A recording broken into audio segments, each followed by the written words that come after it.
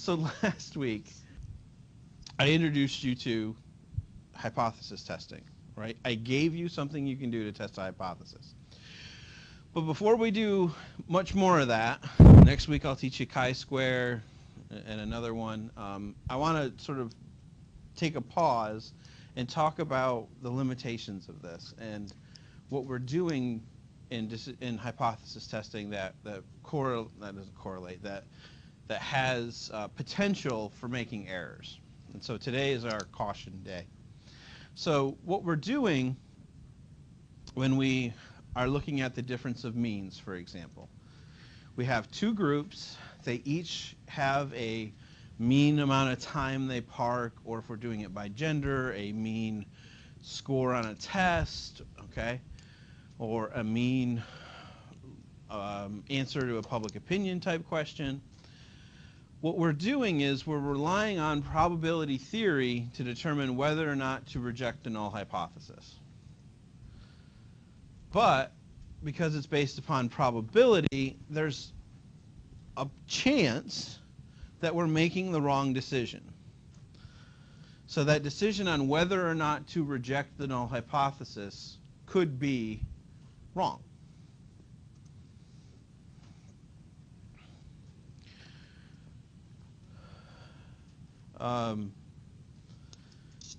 So here's a scenario for us, a real world scenario, right? So there's these things out there called polygraph tests. And if any of you are Intel people and you want to put your fingers in your ears, that's fine, you can do this.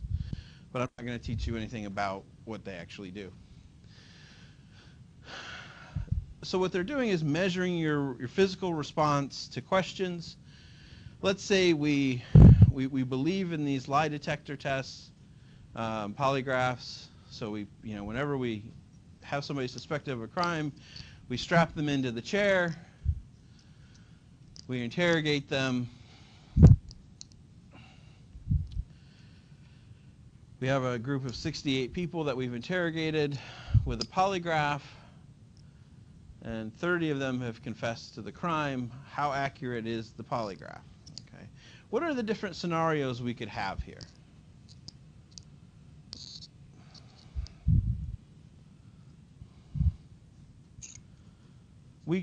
Go ahead, Josh. Okay, so basically you could tell the truth or you could be lying, okay? Have we ever had instances where people who are actually innocent have confessed to a crime? Yeah, it happens. All right. Have we ever had people who have committed a crime maintain their innocence? Yeah. All right. So people can make mistakes, people can lie.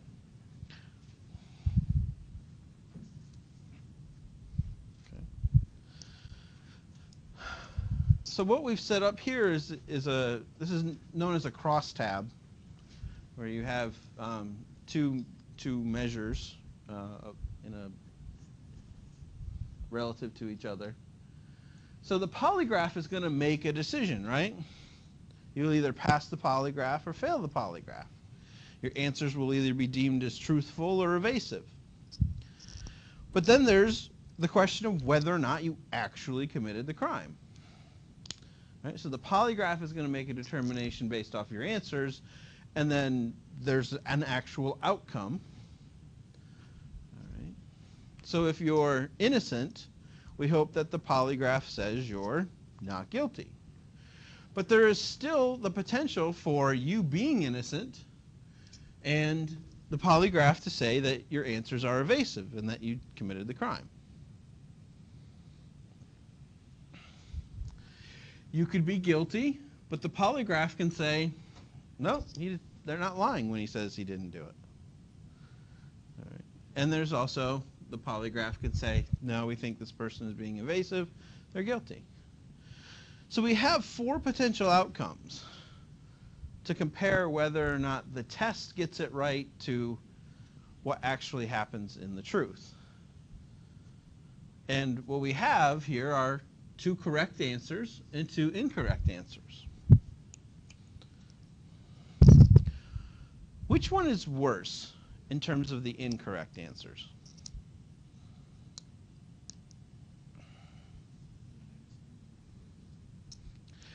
So you're saying that if you're actually innocent and you're deemed to be guilty, that's worse than being guilty but thought to be innocent. I'm not disagreeing with you. I'm just clarifying this for the room. Yes? Okay. It's worse to lock up a innocent person than it is to set free a guilty person. Yes. Okay. Again, just restating for everybody else in the room. Anybody disagree? Anybody think it's worse to let criminals go than to imprison innocent people? Cody. Okay.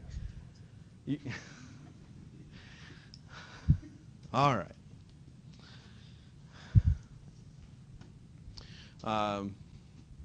Here, this is actual data from an article, and it looks like the polygraph was not foolproof in this instance. The polygraph said one person was guilty when they were actually innocent, and the polygraph said that 14 guilty people were innocent. Okay. So looking at it, it looks like it did better with innocent people than with guilty people, right? I mean, got 37 out of the 38 innocent people correctly, but it only got 14 out of the 30 guilty people correctly. All right.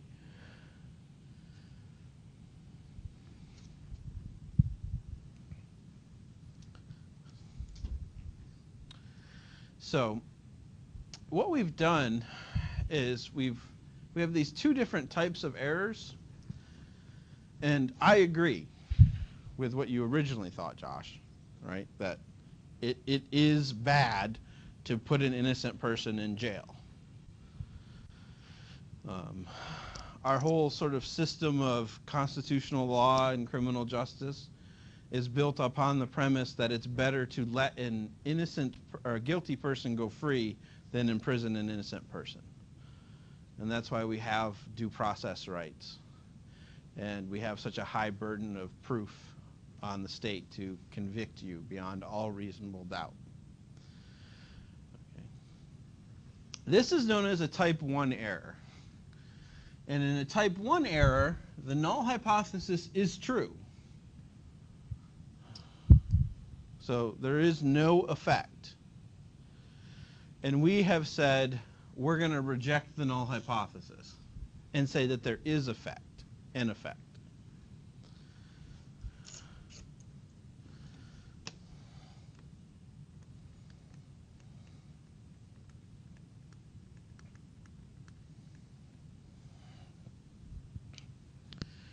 You can think of this as a false positive test.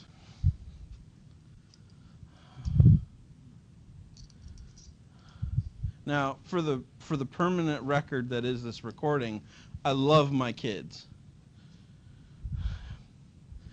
But there's always that moment when you take a pregnancy test and you get a positive and you're happy. But in the back of your head, you're going, we should take another one. Don't waste the money. All right? It doesn't matter how many pregnancy tests you take. If you're pregnant, they have a really good rate. There's not a lot of false positives out there. Okay? Just admit it. You're pregnant. All right? Start saving up for something else. Okay? So, learned that going to the doctors. All right? They're like, yeah, how many tests did you take? Because it's like a game for them. Like, all right, idiot, how many of these tests did you take? 4? You wasted 3 tests. Right? It's just one is all you need. All right. So we have rejected the null hypothesis when we should not have. That's a false positive. The other type of error, a type 2 error, we can also call a false negative, is when the alternative hypothesis is true. And you should have rejected the null hypothesis, but you failed to do so. This is a false negative. pregnancy tests rarely have false positives, but they can have false negatives. All right. So if you ever have an inclination to take multiple pregnancy tests, it should be when you have the negative, not the positive. Why? Well, these two probabilities are somewhat linked, but we, as scientists, have said we want this one to be as low as possible. So between the two types, type 1 or type 2 error, type 1 error bothers us the most.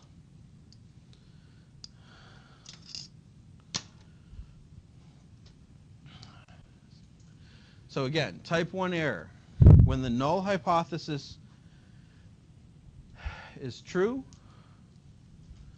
but we reject it and falsely claim that an effect exists.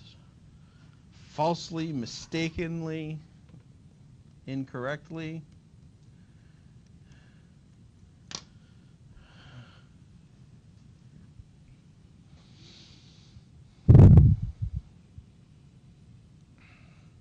This is bad. And let me explain to you why it's bad.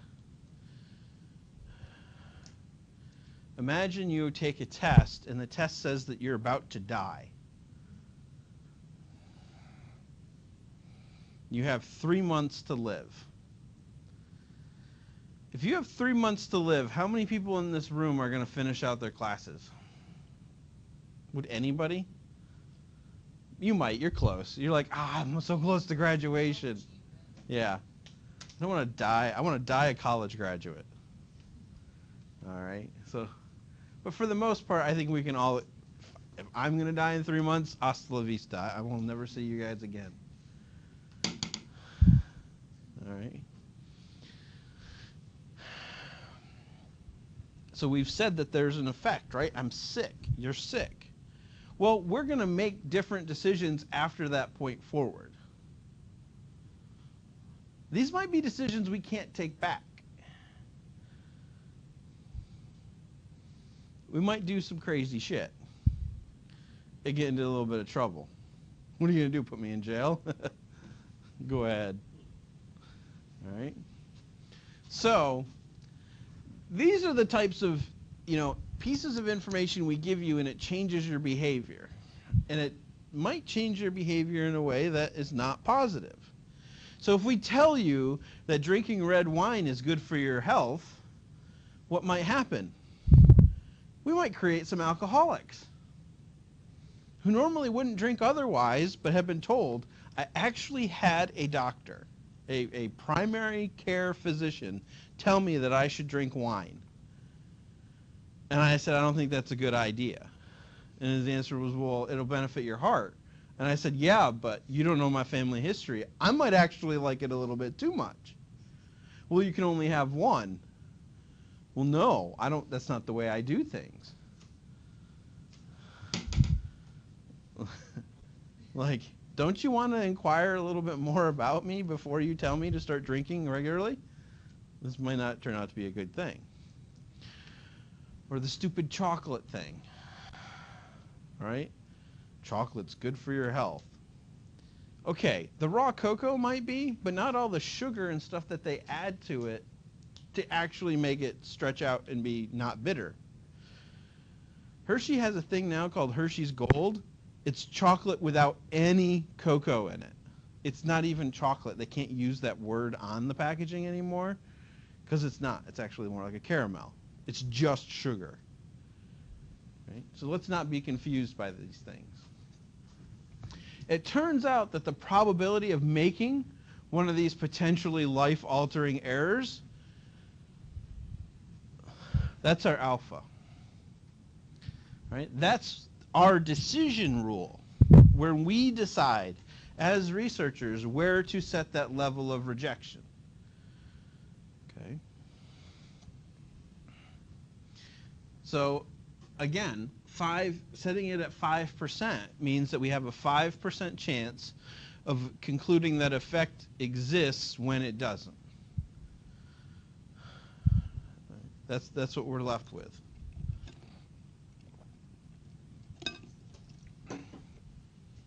The converse of that is that we have a 95% chance of not making a type 1 error. So earlier in the semester when I told you, for me, that 5% is the most important, but the book goes into the 0.01 level and the 0.001 level. The reason they do that is because with smaller levels of probability, what they're looking for is how much type 1 error is there, or what's the probability of a type 1 error. So if you increase that decision, that criteria that you're making, that critical value, what you're doing is reducing the chance of making a type 1 error.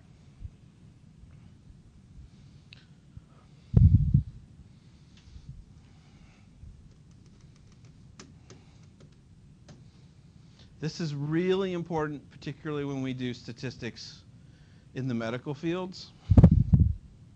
Clinical drug trials, the idea that you have a cure for something and you don't, it does two things. One, you falsely give people the impression that this treatment is going to help them.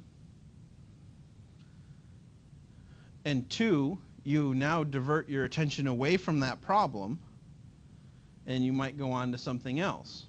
How many different ways do we need to cure an illness, generally speaking? Like, how many? Think about it for a second.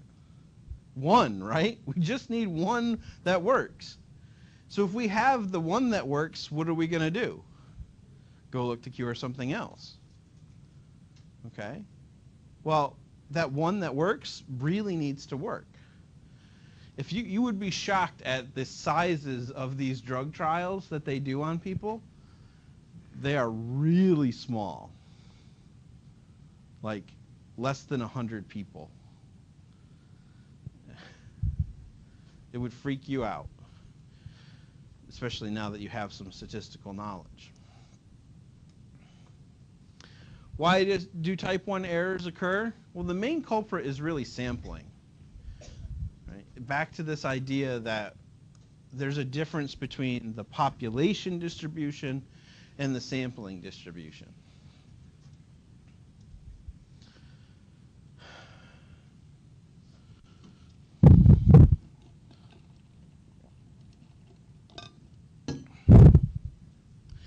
The only way to ever avoid making a type 1 error is to make it really hard to reject the null hypothesis. The only way to never make a type 1 error is to never reject the null hypothesis. But that's pretty much as popular as saying the only way to never get pregnant is to never have sex.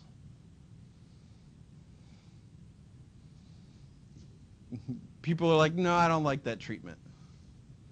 Like, I don't want to get pregnant, but I reject the treatment in order to achieve that.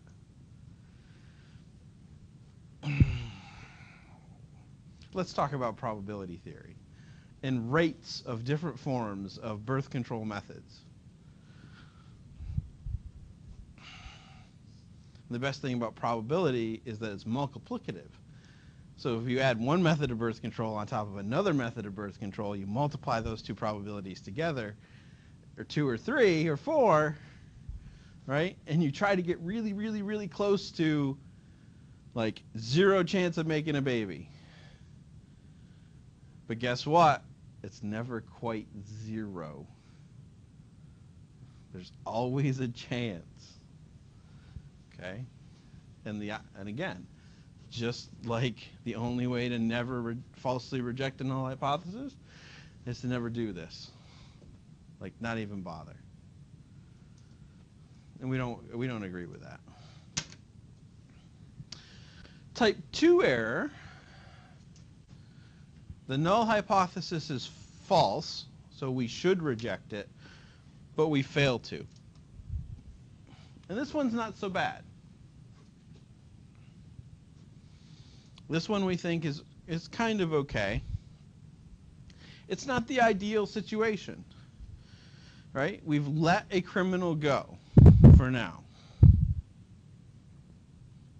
even though they're guilty. But does that mean they can never be found guilty? No, right? We can keep looking. We can keep looking for evidence.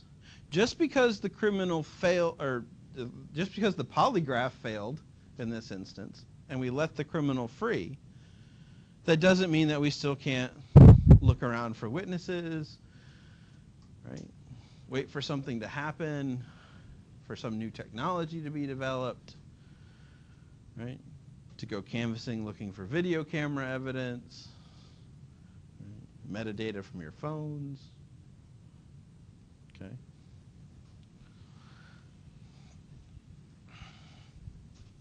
So we can still look for this relationship, perhaps with different data, but we're sort of failing to find something.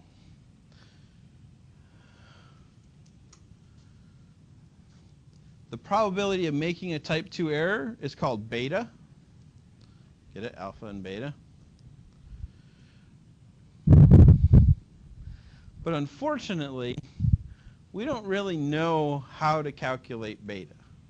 Beta is a theoretical number, because we don't know about the shots we're missing that we didn't take. We don't know that.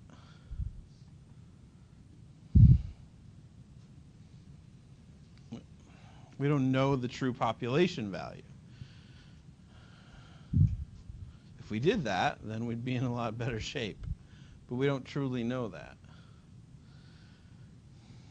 So we don't have a lot of influence on beta. We can't set the level of acceptable beta.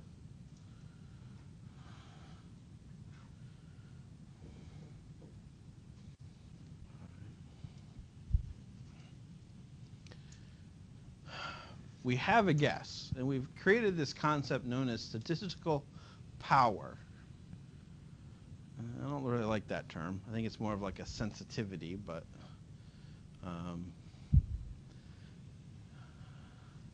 the power is how likely are you to not make a type 2 error.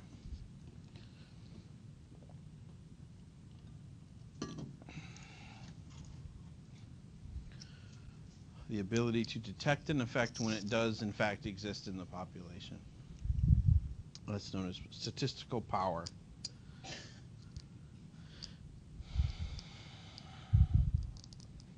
It's hard to know what you don't know, but you know don't know something.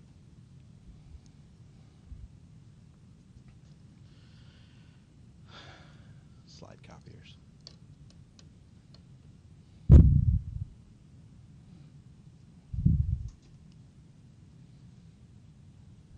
Come on, Sammy. Okay.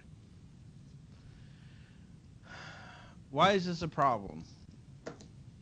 Well, there's a bias in academics. We don't like to publish findings. Let me rephrase this. We don't like to publish articles when there are no findings. Journal space is kind of limited. Right? So journals are actually published in a book form, and they're sent out to their subscribers, and there's we call it the shortage of journal pages, right? And so the peer review process involves us sending our work into a journal, and then the journal deciding whether or not they want to spend some of their pages publishing that work. Fun fact, when I get a journal published or an article published in a journal, I don't get paid anything. Like at all. Not anything. The journal makes the money by selling copies of the journal, but I don't get anything. I'm just so happy that I have taken up journal space, that they have given me pages in their journal. So there's a lot of competition out there to have your findings published. And so not only do you have to have a result, but the result itself has to be interesting to the editors of the journal. So there have been times where I've sent off research and they're like, yeah, this is nice, but we don't want to tell anybody about it. We don't think our readership would be interested in it. You should try this other journal. And so we change it and send it off. And I had one article, it took 5 journals to find a home. The findings never changed. Like, the findings were exactly the same. States that have popular democracy, so things like initiative, referendums, recall, those states, the judges are more likely to follow public opinion when they make decisions on cases. That's a pretty neat finding, but it took us 5 journals before somebody was like, yeah, we'll give you space. There is no journal out there that publishes articles where you have no results, where you have failed to reject the null hypothesis. That is not interesting to them. Okay? Hey, look, public opinion has no effect on judges. Okay. Like, we're not even going to give you a page. Just no. And so researchers now, we don't even send those out. What happens, though, is we go to a conference, and we're like, go to an academic conference, plan these out months in advance. We show up at the conference, and we go, I'm not going to take up much of your time. This is what we did. We didn't find any results. See you later, San Diego. And then we have 3 days in San Diego. Just saying. So we don't even try to publish the research. Fortunately, today we have the internet, and we can turn it into a blog post. And so there are lots of people who are trying to sort of blog the state of their research, and hopefully somebody will read it and say, oh, well, this didn't work, but try it this way. Why does this occur? Chance. Again, you just have the wrong sample. In my research, when I look at decisions that judges make, I try to focus on high-value cases, cases where rights are determined. Maybe focusing on there, I'm missing an effect. I should look at the boring ones about, business regulations or something. The effects could also be very small, and they could be difficult to detect.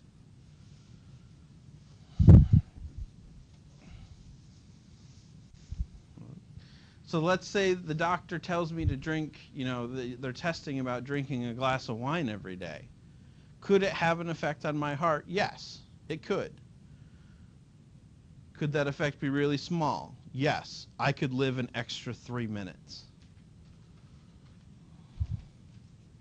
Would it be worth all of that work to live an extra 3 minutes? Probably not, right? Exercise will extend your life. If you work out an hour every day, you'll live an extra week. I've seen old people. That last week is not a good week. Okay?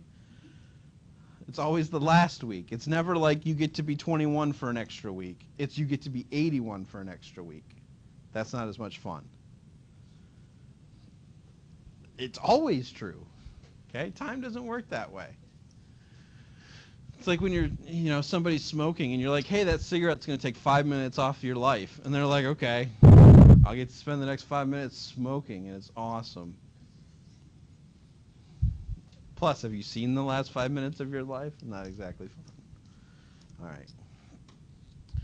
So, type 1 and type 2 errors. We tend to focus on the type 1 errors, where we want to make sure that we don't falsely send somebody to jail, or we incorrectly reject the null hypothesis.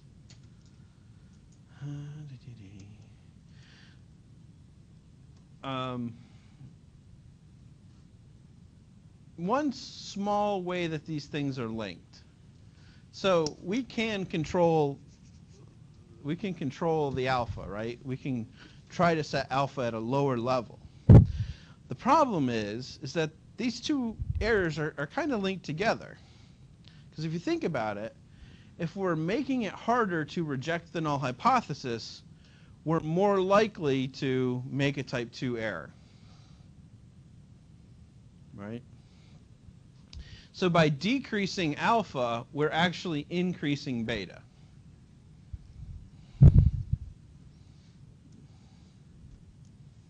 Because what we're doing is, right, these two are linked together.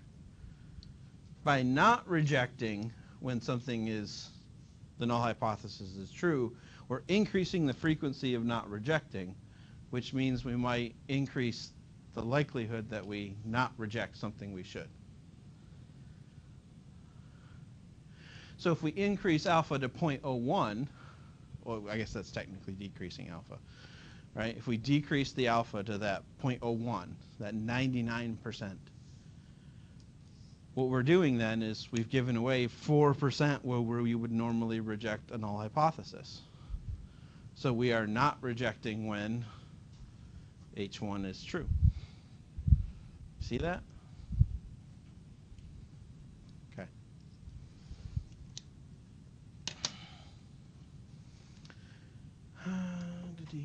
So how can we fix this? We got a few ways. Common to both is we should focus on sample size. Increasing our sample size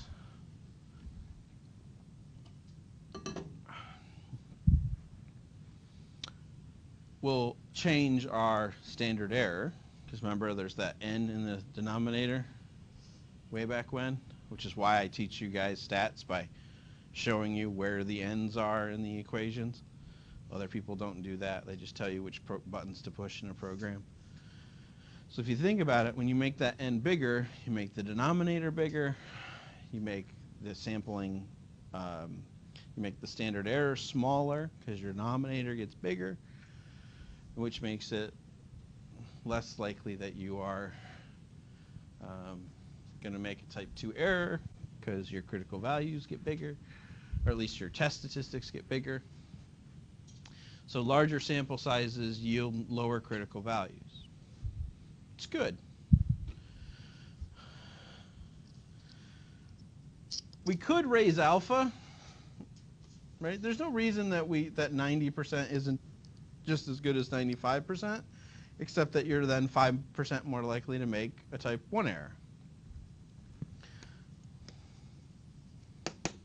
So we kind of reject that one. You could use a directional alternative hypothesis. This is one that I have been known to use in the past because it actually makes sense. People think you're just trying to be tricky. So when you use an alternative hypothesis, I usually report it both ways. But what we're doing here is we're putting all of the critical value area in one of the tails. Because you're saying that we would expect a effect in a direction. So this doesn't always work, though. So back to that idea of a medical study, right? You're ill. I give you a drug, and I tell you the drug can only make you better. So I take all of my critical value area and put it towards the person gets better side, right? Well, what happens? Is it true that drugs can only make you better? No, right? What can happen? Yeah, drugs can make you worse, right? You can overdose on something that is designed to make you better. There is such a thing as an aspirin overdose. Right? There are vitamins that can kill you. All right, if not kill you, make you sick. I was going for the drama there. Right? There are some types of vitamins that are fat-soluble vitamins. Vitamin A, which if you were ever a teenager and had acne, people told you you needed more vitamin A. Well, if I just take all of the vitamin A, I'll get better. No, what will happen is you'll get a growth in the back of your neck, where all the vitamin A gets stored. And not only do you now have acne, you got this thing on the back of your neck. Yeah, that's what I was just saying. Little bits can be good, but lots of it, me probably, can be bad for you. Right? A little bit of wine can be good for you. A lot of wine will kill your liver. Okay? And this is why we have to keep medicine away from kids, because they don't understand this. Right? So this is why the caps are really hard. Right? One pill will alleviate your pain. One bottle of pills will kill you. So don't let the kids have the medicine. Okay? All right. One sip of the cough medicine will lessen your cough. One bottle of cough medicine will knock you on your ass. All right? So giving you some medicine might actually harm you.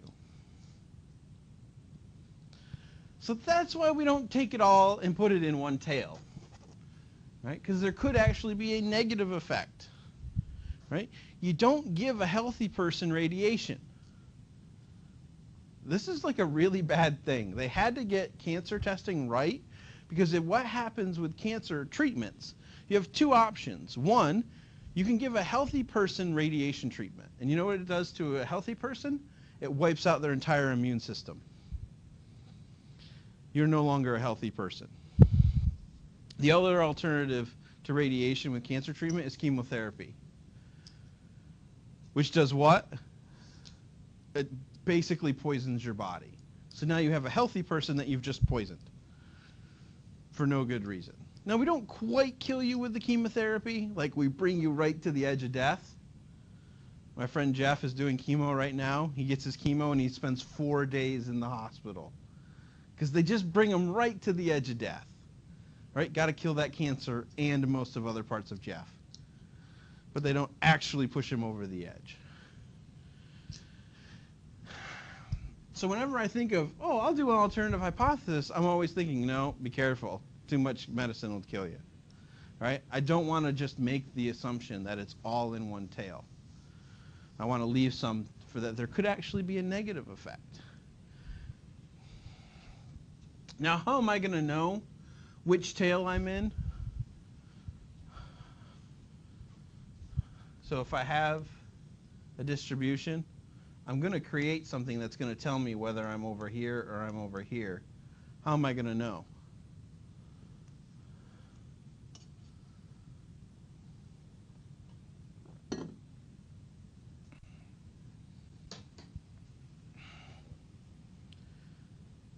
How am I going to know if my z-score puts me in this tail or this tail?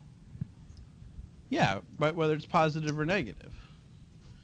So if I've packed all of my area of rejection into positive and I get a negative, I'm rewriting my paper because something's wrong. I clearly have not thought of this correctly. Keep the statistic, right? Keep the test result. Rewrite my theory. I've done something horribly, horribly wrong.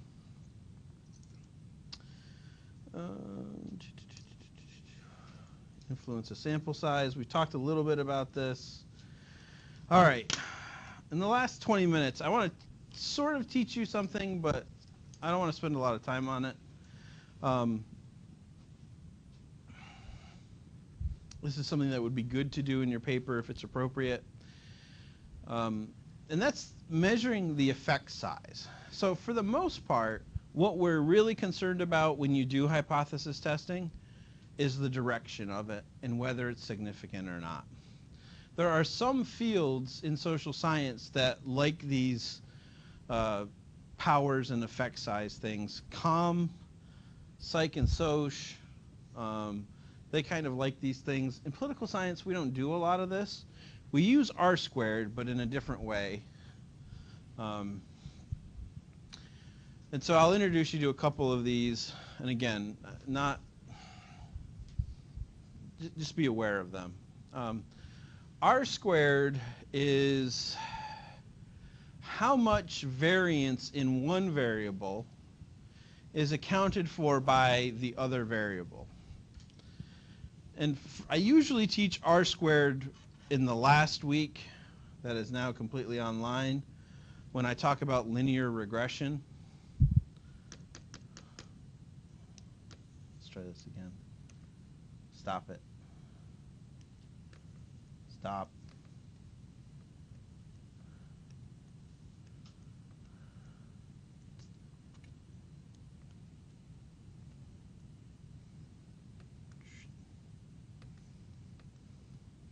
So linear regression is what we use when we have two categorical variables to do hypothesis testing. So instead of having two categories or one category and like the amount of time, this is when you have two variables that are continuous. So something like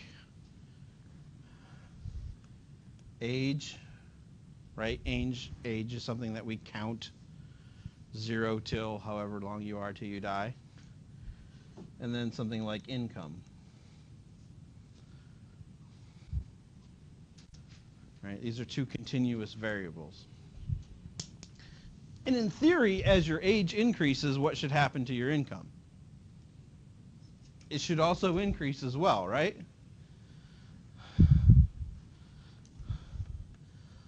And so in the last section of the class, I teach you guys this concept of linear regression, right? Finding the slope of the line that fits the cloud of dots best. And so the idea here is that with every year of age, as you increase a year of age, you should see a corresponding change in income.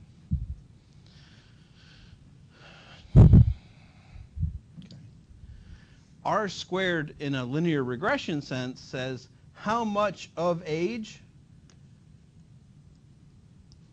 explains income.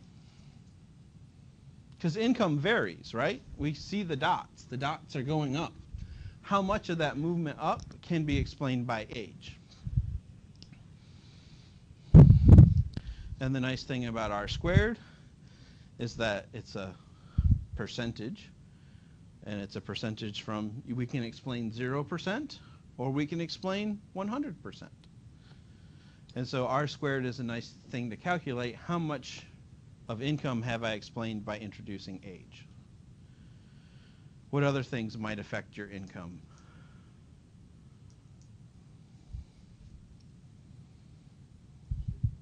Gender, okay. How much, and so we can actually include gender in this. We can add another variable. Education, right? Which, a degree, do you have a degree or not? That's one way to look at it. Adding more variables, that's the next class. That's POLI 305 if I ever get a chance to teach it. It's how do we add more than one explanatory variable to predict this? Okay. So that's what R squared is. R squared is thinking about how much of my change in my dependent variable can be explained by my independent variable, by introducing that. So gender, what effect is gender going to have on income?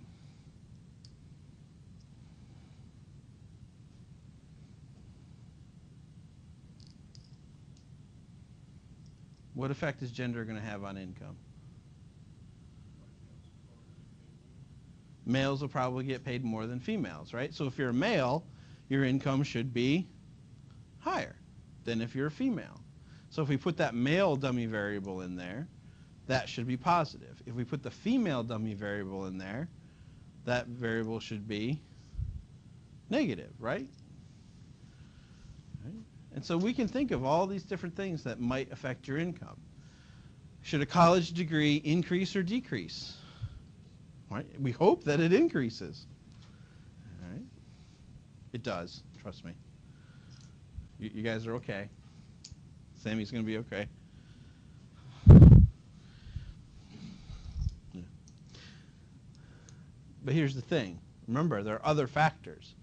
So it might not be as much of an impact here, but these people who don't have a college degree will be like this, and the people with a college degree will be like that. And so really you're not right now you're going to feel this gap, but this is the gap that you need to be concerned about.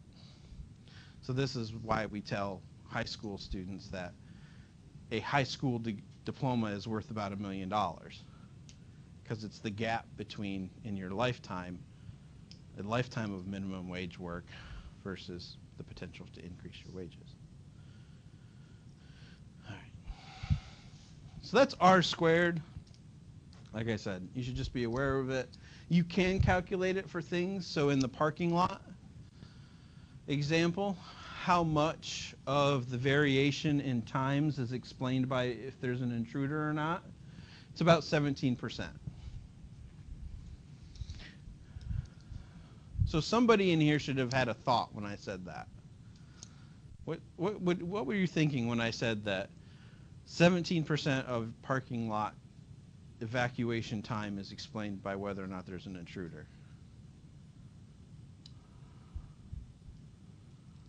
If you're a curious person, perhaps. So, what's the question? Where's the other 83%? Right? If we've explained 17%,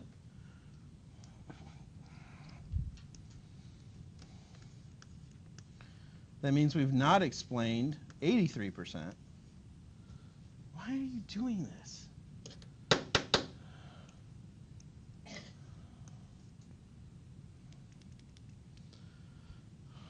What else could explain the variation in parking lot times?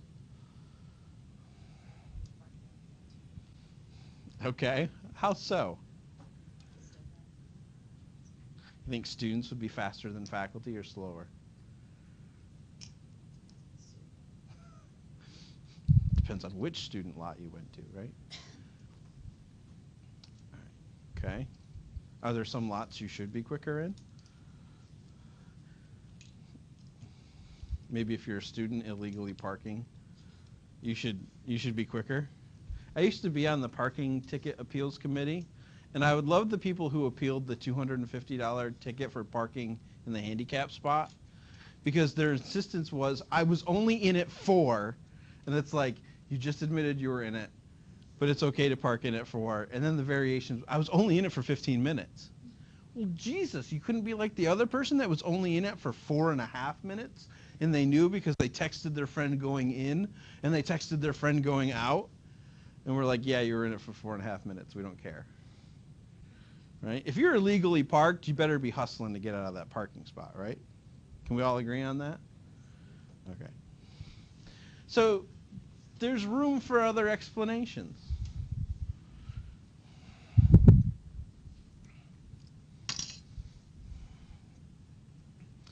For the types of statistics we're doing,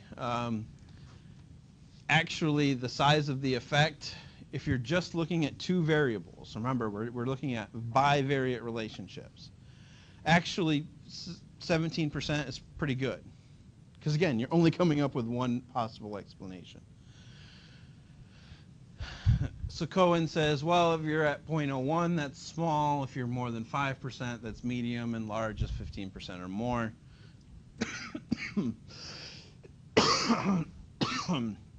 And remember, this is just for bivariate, or two variable.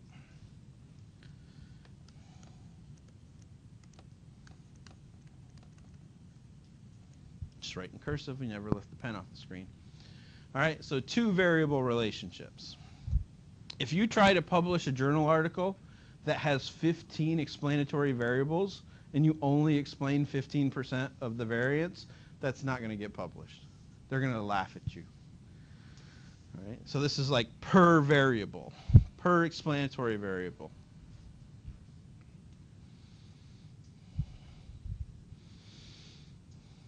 Because in some respects, if we can make something 15% better, that's not only a statistically significant improvement, but that is a practical improvement, right? If you can make my commute 15% shorter, I'd like that. That'd save me like 2 whole minutes. What could I do with those 2 whole minutes? Smoke a cigarette. Have 2 minutes back in my life. All right.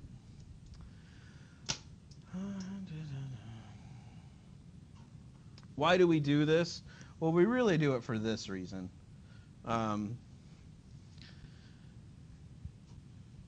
Because yes, we can have something that is statistically significant, but we always sort of question what's the size of the effect. And this goes back to that parking lot study, right? There was a difference of 9 seconds. Is 9 seconds really a lot? Well, in an uncomfortable silence, yes, it is. Waiting for a parking spot, is 9 seconds different? You were what, a good 10 minutes late? Yeah, but and I was told, I was warned. Yeah, yeah. Luke said Cody's looking for a parking spot, right? And so whether that 9 seconds really helped you, given the fact that you were, it took you 25 minutes to find a spot. Not a large effect, probably. Okay. So it's not enough just to say whether or not something is statistically significant. You also have to talk to your reader about the size of the effect. Cohen's d is another one, the magnitude of the difference. And it's, looking at how different they are. The two group means to each other. So again, you can calculate this in your paper and interpret it. It's fine. It's just another piece of information. The reason that we have these is because we want to sort of compare if different scholars are studying the same subject. Our book had a parking lot study of 60 people. Somebody else out there could have a different study of 500 people in a different situation, and we want to compare the two results. So one way to do that is to use something like R squared or Cohen's d.